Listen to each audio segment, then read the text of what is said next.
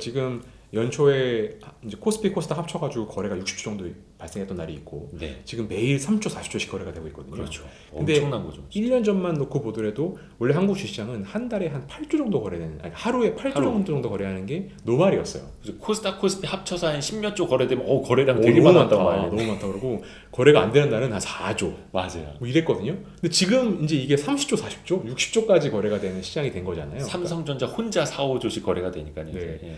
그래서 이게 이제 다시 돌아갈 수는 있어요. 다시 돌아갈 수 있지만 네. 이게 다시 3조, 4조 레벨로는 안 간다는 거죠.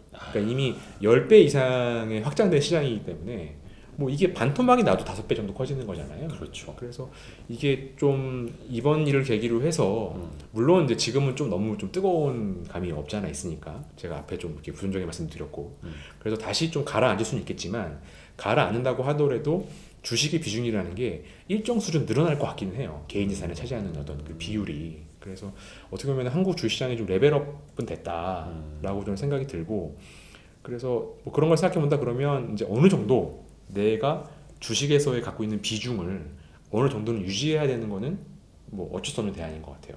어쩔 수 없는 대안이고 자산을 투자하는 것들이 노동 가치보다 더 증가하게 되는 그런 현상들은 어떻게 보면 좀 단기간에는 해결되기 어려운 부분이기도 하니까 그래서 주식의 비중은 좀 가져가야 되는 거는 확실한데 근데 그 지금 이제 오늘 방송을 통해서 이제 뭐 제가 드리고 싶었던 말씀은 강세론을 보시든 약세론을 보시든 왜 좋은지 그리고 뭐가 리스크인지는 다 알고 판단하시는 거랑 또 좋다니까 더 좋은 쪽만 보는 거랑 또 너무 뜨거우니까 아예 안 보는 거랑 이거랑은 좀 다른 이슈이지 않나?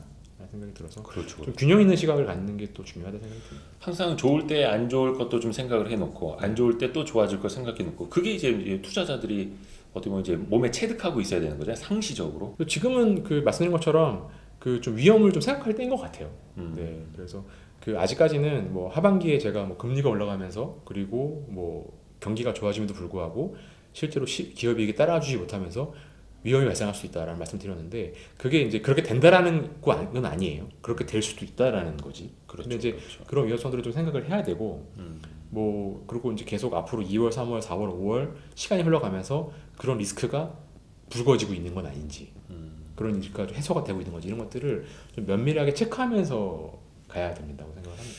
그래서 대부분 전문가들이 2021년 시장 전망할 때 상고하저 이야기를 했잖아요. 네. 그러니까 하반기는 어떻게 될지 모르지만 일단은 상반기는 좋을 거다. 네. 이제 그게 실적만 놓고 보면 물론 이제는 뭐 동행하는 데이터 아니면 후행하는 데이터가 될 수도 있겠지만 사실 2021년 상반기 실적은 전년 동기 대비 전년 동월 대비해서 마이너스가 날 수 없는 맞습니다. 실적일 거 아니에요. 네. 그러니까 상반기 실적은 당연히 좋을 건데 네. 중요한 건 하반기. 네. 하반기에 맞습니다. 높낮이. 네.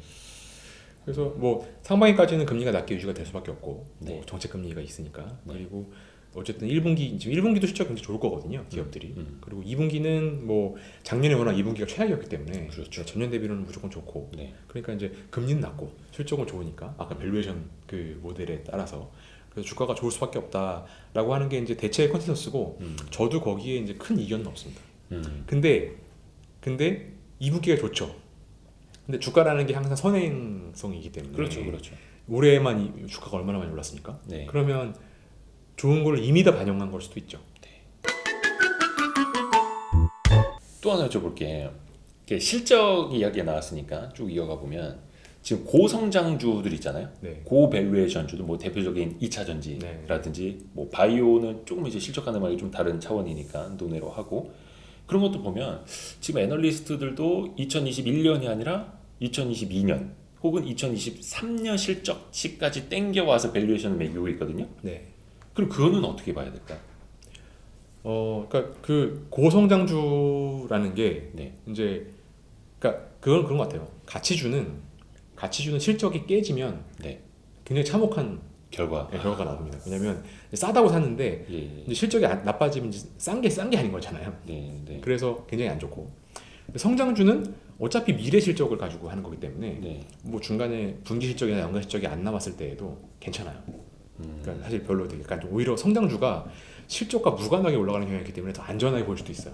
그러니까 당장 이번 분기는 부진했지만 이게 다음 분기로 맞습니다. 이연된다 막 이런 얘기 나오죠. 네. 그래서 이게 탄탄해 보이는데 근데 성장의 스토리가 깨지면 보통 요새 이거를 내러티브라고 많이 표현하시더라고요. 네네네. 그래서 내러티브가 깨지면 아주 참혹한 일이 벌어집니다. 정말 마이너스 90% 80% 이렇게 나기도 하거든요. 그래서 이제 보통 바이오 주식을 보시게 되면은 바이오 주식이 전임상, 임상, 일상 이럴 때는 주가가 빵빵빵빵 올라요. 네. 많이 오를 때가 있어요. 그러다가 이제 보통 임상, 2상, 3상 되면 이제 진실의 종이 울리잖아요. 네. 이 약이 이제 진짜 듣는지 안 듣는지 잘 되면 좋겠지만 최근에 이제 3상 결과 발표한 뭐 큰 종목들이 몇 가지가 있었죠. 그랬죠. 예. 네. 그래서 이제 앞으로 3상이 나왔는데 안 좋대. 음. 이러면 이제 주가가 이렇게 됐다가 이제 수직으로 떨어지는. 근데 이게 이제 뭐 바이오가 나쁜 게 아니라 성장주가 원래 그런 거예요. 성장주는 이렇게 올라가다가 지수적으로 올라가다가 성장 내러티브가 깨지면 이제 급전직하하는 거죠. 이 리스크를 감안하고 이걸 플레이를 하는 거고. 그렇죠. 그 리스크 또 안고 투자하는 거죠. 예. 네, 네. 그래서 뭐 이렇게 결과적으로는 그런 것 같아요. 그러니까 이게 너무 미래 가치를 낙관적으로 보는 거 아니냐. 근데 이런 거에 집중하시기보다는 이 스토리가 지속 가능한지 아닌지 요거를 보시는 게 중요한 것 같고. 그러니까 뭐 예를 들어 설명하면 그런 것 같아요. 그러니까 지금 요새 뭐 전기차가 되게 난리잖아요. 네. 그러니까 뭐 전기차가 시대가 오겠죠. 뭐 그거에 대해서 별다른 얘기는 없는데 뭐 최근에 우리나라에서 뭐 애플카, 뭐 테슬라 뭐 이런 걸 하면서 그런 관련된 것만 하면 무조건 올라가는. 테슬라의 태자만 나오면 태자만 듣고 이게 태진한지 테슬라인지 모르겠는데 일단 가는. 네, 네. 그런 현상이 되게 많이 있는데, 그러니까 뭐 근데 제가 그거에 대해서 뭐 이렇게 비관적인 건 아닌데, 그러니까 이렇게 생각해 볼 수 있는 거죠. 애플카를 생산을 해요. 네. 그 애플의 하청을 받는 거잖아요. 그렇죠. 그 애플의 하청을 받는 게 좋은 거예요. 좋을 수도 있죠. 딜레마죠, 딜레마. 예. 그러니까 근데 내가 물건을 만들어 파는 사람이 예. 남의 하청을 받는 게 좋은 일일 수도 있고 나쁜 일일 수도 있죠. 근데 지금은 너무 좋은 것만 생각한단 말이에요. 그래서 이제 그래서 그거를 애플카를 수주를 받는 업체도 고민하고 있는 것 같아요. 내가 이걸 받아야 되나 말아야 되나. 근데 이제 시장은 그 고민을 안 하고 있는 거죠. 그래서 뭐 그런 요인들에 대해서는 그런 것들이 갑자기 스토리가 바뀔 수 있다라는 가능성에 대해서는 늘 염두를 해두시는 게 좀 더 건전한 투자법이라고 생각은 됩니다. 독이 든 성배일 수도 있는 거고, 또 시장은 저 기업이 독이 든 그 성배를 들었을 때 과연 저거 먹고 죽을 거냐, 아니면 저거 먹고 진짜 뭐라 해야 되나, 그 마블 영화에 나온 어떤 막 영웅적인 히어로로 막 몬스터로 탄생할 것이냐. 또 그거를 이제 가늠하는 게 사실 인베스터들이 해야 되는 일이잖아요. 그러니까 저희끼리도 그런 얘기 많이 해요. 그러니까 이제 저희가 모여서 이제 매니저들끼리 회의를 하잖아요. 네. 회의를 하는데 의견이 막 갈려요. 이거 너무 좋은 것 같아. 아니야, 싫어, 안 좋아. 얘기가 막 갈리잖아요. 네. 그러면 찬스예요, 사실은. 그러니까 의견이 갈리는 종목이 나오면 그게 네. 꼭 일반적이진 않지만, 그러니까 저 같은 경우에는 토론을 해봤는데 의견이 갈린다. 그러면은 조금 매수 쪽으로 생각을 하는 편이에요. 이거는 괜찮은 것 같다. 근데 무슨 얘기를 했는데 이구동성. 넌 의견이 뭐야? 전 좋은 것 같습니다. 이러면 괜찮은 것 같습니다. 등골이 싸해지는 거야. 와, 이것이 늦었다. 이런 느낌이 들 때가 있거든요. 그래서 뭐 그런 약간 의견이 엇갈리는 종목일수록 사실은 좋을 때가 있어요. 근데 지금은 좀 너무 한쪽 좋은 것만 보는 일들이 많이 벌어지고 있는 것 같아요. 그 어떤 분들은 그런 얘기도 해주시던데, 2020년 시장부터 사실은 하면서 올라갔잖아요. 네. 근데 그게 다들 다 똑같이 가지야 이게 아니라 아니야 너무 빨라 좀 비싸져서 이러면서 지금 3,200까지 와 있거든요. 맞습니다. 네. 그래서 지금 시장이 과거랑은 좀 다르다. 네. 또 이렇게 이야기하시는 분들도 있더라고요. 또 하나 참 고밸류, 이제 고성장주를 여쭤봤으니까 저성장주인데 네. 자산주예요. 근데 최근에 모르겠습니다. 시장이 원체 다른 종목들 많이 올라와서 안 오른 거 뭐 있냐 찾다 보니까 좀 키맞추기로 오른 걸 수도 있을 텐데, 자산주라든지 저성장주들도 조금 오르긴 오르거든요. 네. 그거는 지금 시점에서 좀 어떻게 보시는지도. 그 계속 이제 디테일 말씀을 드리는데, 네. 그것도 이제 좀 약간 다르게 봐야 되는 것 같아요. 예. 그러니까 저성장주 중에서 최근에 이제 뭐 부동산 많이 갖고 있는 주식들이 좀 올랐거든요. 맞아요. 예. 그래서 여쭤본 거예요. 예. 근데 이제 그게 그 앞에 이벤트가 있었어요. 그러니까 대통령 신년사에서 그 시장의 기대치를 뛰어넘는 공급을 하겠다. 공급. 그거 특히나 수도권에 네. 이런 말이 나왔으니까, 수도권에 땅이 없는데 무슨 공급을 해? 그러니까 수도권에 이제 노는 땅, 빈 땅, 혹은 개발할 수 있는 땅을 갖고 있는 기업들이 인허가가 잘 나오겠구나 라고 하는 기대치에 변화가 있었기 때문에 이제 그런 주식들이 오른 거거든요. 바로 급등했죠. 네. 그래서 그거는 말이 된다고 생각을 해요. 그리고 실제로는 이제 뭐 그런 회사가 되게 많아요. 아직 주가가 많이 올랐지만 갖고 있는 자산 가치 대비해서 반도 거래하는 종목들이 되게 많이 있거든요. 네. 근데 그런 기업들한테 저성장이었는데 성장의 모멘텀이 생겨서 올라가는 거면 괜찮은 거죠. 네. 좋은 거고 찬스고 이런 거 주식도 더 많이 봐야 돼요. 음. 그래서 저평가 주식 종목 중에서 이제 지금 뭐 그 공급 아파트를 더 많이 짓겠다 뭐 이런 것들처럼 네. 이제 이런 좀 뭔가 이거를 다시 볼 수 있는 재평가할 수 있는 요인이 생겼다. 이런 종목들을 눈여겨볼 필요가 있습니다. 네. 근데 정말 아무 이유 없이 올라갈 때가 있어요. 그러니까 저는 최근에 네. 가장 이 주시장에서 가장 말도 안 되는 게 무상증자를 하면 상한가 쳐요. 그래서 좀 무증상 그래가지고 뭐 코로나 무증상에서 따와서 무상증자 상한가 뭐 이런 날이 있거든요. 사실 막 하루짜리 호재긴 한데 무상증자가. 예. 그러니까 하루짜리 호재도 아니에요. 네. 그렇죠. 본질에 달라지는 게 없으니까. 네, 예. 제가 이제 뵈누마다 말씀드리는데 무상증자는 기업 가치 아무 관련이 없습니다. 맞습니다. 네, 이거는 그 누가 분석을 해도 마찬가지입니다. 저도 항상 말씀드리는 게 그냥 지갑에 있던 돈 통장에 넣는 거라고. 네, 이렇게 정확한 표현하거든요. 좋은 예. 표현이십니다. 역시. 네. 저 단순 저평가 주식이 단순이라는 말은 무슨 말이냐면 이거를 저평가가 재평가될 요인이 1도 없는 단순 저평가 주식이 싸다는 이유만으로 올라가는 현상이 발생을 하면 이건 되게 위험 시그널입니다. 그래서 그러니까 이게 좀 이제 우리나라 주시장이 1980년에 시작을 했잖아요. 네. 그러니까 이제 한 40년 정도 역사가 있는 거예요. 네. 근데 보통 한 10년 단위로 주기가 바뀌니까 네. 우리나라 주시장의 역사라는 게 뭐 한 3번에서 한 4번 정도 사이클을 한번 거친 거거든요. 근데 이제 모든 통계라는 게 뭐 대수의 법칙 그래가지고 어떤 통계가 의미가 있으려 그러면 네. 이 표본 집단이 50개 넘어야 되거든요. 근데 우리나라 주식이라는 게 한 3번, 4번의 사이클밖에 없었기 때문에 네. 그 옛날에 이랬으니까 지금 이럴 거예요라고 하시는 말은 다 안 맞다고 보시면 돼요. 그러니까 꼴랑 한 3번, 4번 정도의 통계치를 가지고 이 앞날을 보는 거예요. 그러니까 다 안 맞는 거죠. 그래서 통계적인 유의성이 없어요. 통계적 유의성이 없다는 전제하에 네. 앞에 3번은 항상 그렇게 끝이 났어요. 아. 재평가될 요인이 없는 종목이 재평가될 때가 항상 좀 마지막이었습니다. 그렇죠. 그러니까 사실 가치 투자에 대한 오해를 갖고 계시는 분들, 그냥 무조건 싸기만 한 거는 네. 또 네. 그것도 아니라는 거. 그래서 무조건 싸기만 했던 주식들이 조금 이제 꼬리를 들고 올라오는 것도 그다지 뭐 막 좋기만 한 좋은 것도 건 아니다. 아니고. 근데 최근에 이제 올라오는 것들은 그만한 이유가 있었다. 네. 그렇죠. 그래서 항상 어떤 분들은 또 급등 신호가 한번 나오면 그 이유를 찾아라. 이유가 있으면 더 스터디 해보고 따라가고 네. 아니면 말고 네. 뭐 이렇게도 또 이야기를 해주시더라고요. 그게 이제 딱 모멘텀 투자법의 전형 그러니까 아주 그렇죠. 교과서적인 접근입니다. 그렇죠. 네. 혹시 그런 류 어디에서 지금 어떤 걸 찾고 계시는지 좀 여쭤봐도 될까요? 실례가 아니라면? 이게 뭡니까? 뭐 컴플라이언스 문제나 이런 없는 한도에서? 네, 실내이시고요. 아, 뭐 좀 빼먹으려고 그랬는데 딱 걸렸네. 근데 이제 지금 그러니까 제가 오늘 말씀드렸던 얘기들이 제가 이제 지금 현재 고민하고 있는 부분들에 대한 솔직한 얘기들이에요. 그래서 뭐 이거를 직업으로 하든 개인 투자를 하시든 간에 이게 고민이 크게 다르지 않고요. 네, 그러니까 좀 좋은 영역들 보면서 이게 계속 앞으로 좋을 수 있을까? 뭐 이런 거 보고 또 지금 안 좋은 좀 소외된 영역 보면서 아 이게 앞으로 좋아질 건터치가 있을까? 뭐 이런 고민들을 이제 동시에 하는 거죠. 그리고 뭐 저희는 이제 직업이니까 좀 광범위하게 보는 차이가 있을 뿐인 것이지 이제 다 보면서 기회들을 계속 모색을 하고 있습니다. 그러면 약간 방법론을 좀 여쭤볼게요. 아, 뭐 하나 종목 들을까 해서 기대했는데 이거. 아, 이게 그런 방송은 아니지 않나요? 저희 항상 그렇게 말씀을 제가 출연하고 저희 그 구독자분들이 마지막에 항상 주식초등학교는 그 방송 중간에 500% 급등주를 알려준다고. 농담입니다. 농담. 그런 방송인지 몰랐습니다. 농담. 낚시. 오늘 섭외가 잘못된 걸로. 그래서 저희는 항상 물고기를 잡아드리지 않습니다. 대신에 물고기 잡는 방법은 알려드립니다. 네. 예, 이렇게 살짝 빠져나갑니다. 네.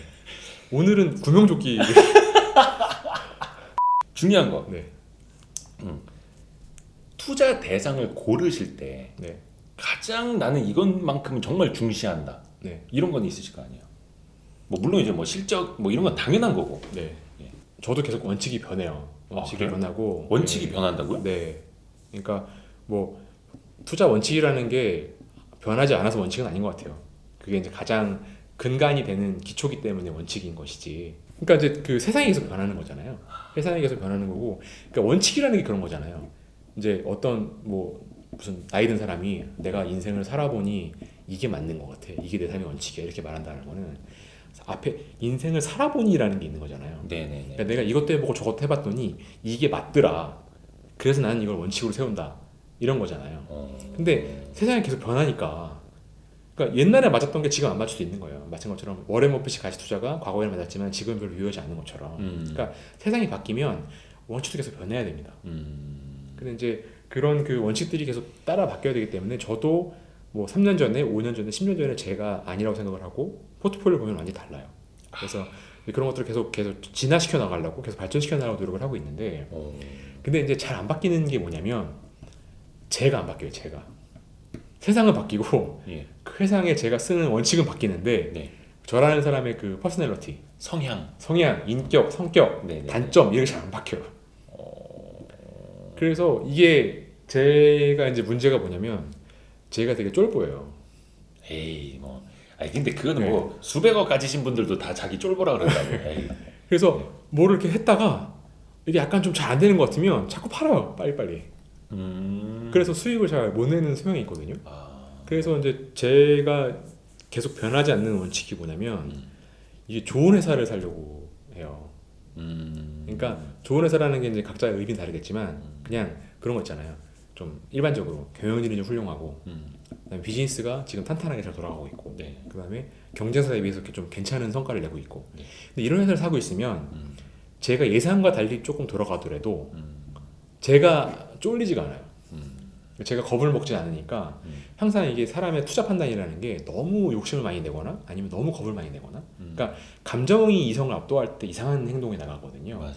그래서 이게 심리 상태를 안정적으로 유지하는 게 중요해요.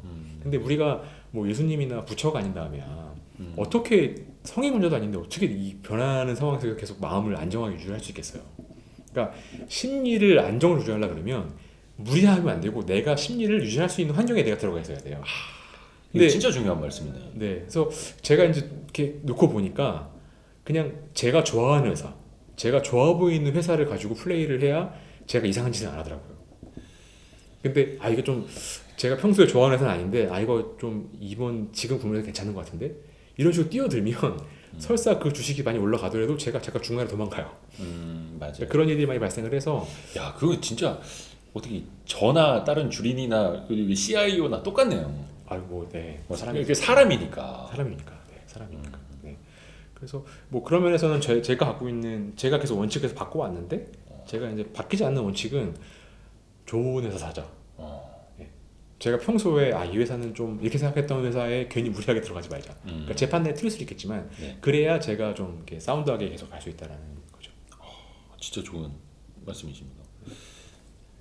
좋은 회사라는 그 기준은 또 있을 거 아니에요. 뭐 이렇게 말씀하신 그 비즈니스 모델, 그다음에 경영진의 성향, 뭐 지배 구조 여러 가지가 있겠지만, 뭐 장땡은 이제 실적이긴 한데. 근데 이제 저도 이제 회사 생활을 하고 있고 네. 이제 많은 했지만 이게 그런 것 같아요. 그러니까 그 비즈니스 모델이라는 것도 그것도 어떤 그 환경의 산물이기 때문에 환경이 바뀌면 또 깨져요.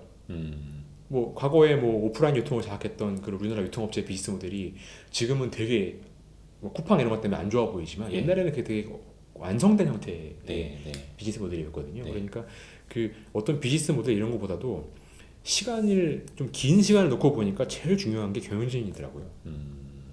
그러니까 환경이 바뀌면 그 환경에 맞춰서 기업도 적응을 해 나가야 되는데 그 적응해 나가는 그 키를 잡고 있는 게 거기 경영진인 것 같아요. 그래서 좀 저는 그 좋은 경영진, 좀 그 깨어 있는 경영진. 그래서 지배구조도 중요한 것 같아요. 지배구조가 나쁘면 뭐 돈을 빼먹고 이래서 안 좋은 게 아니라 그 경영을 할 때 변화를 해야 될 때 변화가 안 일어나는 경우가 되게 많아요. 그래서 저는 좀 그 이 기업 가치에 대해서 민감한 지배구조 속에서 좋은 경영진이 열심히 하고 있는 기업이라면 당장 실적이 안 나와도 되게 좋은 회사라고 생각을 하고 있고, 그러니까 벤처기업 이런 것들이 성장하는 이유가 뭐 그 벤처의 비즈니스 모델이 좋아서가 아니라 거기에 있는 사람들이 막 정말 목숨 걸고 하잖아요. 그렇죠. 직원들까지 다. 그래서 뭐 그런 회사들을 당해낼 수가 없더라고요. 그래서 조금 이제 좋은 경영진들이 좋은 인센티브 체계를 가지고 직원들을 열심히 다독여서 하는 회사들이라면 뭐 저는 그게 좋은 회사라고 생각을 합니다. 그래서 뭐 회사 볼 때 최근에 이제 몇 년 동안 이 회사가 어떤 선택들을 해왔는지를 좀 보는 편이에요. 그래서 당장 뭐 돈을 많이 벌어 실적이 좋아 이런 게 좋을 수도 있지만 최근 몇 년 동안 보니까 회사가 계속 좋은 선택을 해왔어. 중요 고비고비마다. 그러면은 뭐 제가 그 사장님을 만나본 적은 없지만 좋은 경영진이고 좋은 멤버들이 있다는 거잖아요. 그래서 이제 최근에 성장을 그러니까 뭐 어떤 실적이라기보다는 좀 좋은 선택들을 많이 했던 회사 거기를 접근하고 나면 마음이 편합니다. 그럼 주가가 빠져도 좀 버틸 수 있고 맞습니다. 그 다음에 오히려 제가 예상하지 못한 말도 안 되는 퍼포먼스를 내는 일들이 많아요.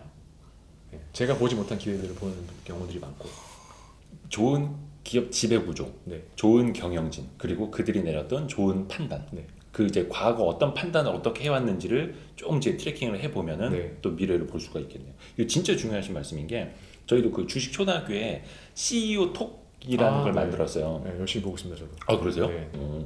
누구 좀 섭외 좀 해주세요. 저는 진짜로 뭐 주린이를 떠나서 진짜 10년, 20년 투자하신 분들도 그 기업에 투자하려면 그 경영진을 알아야 되잖아요. 네. 이른바 뭐 창업주 오너라고 하는 분들.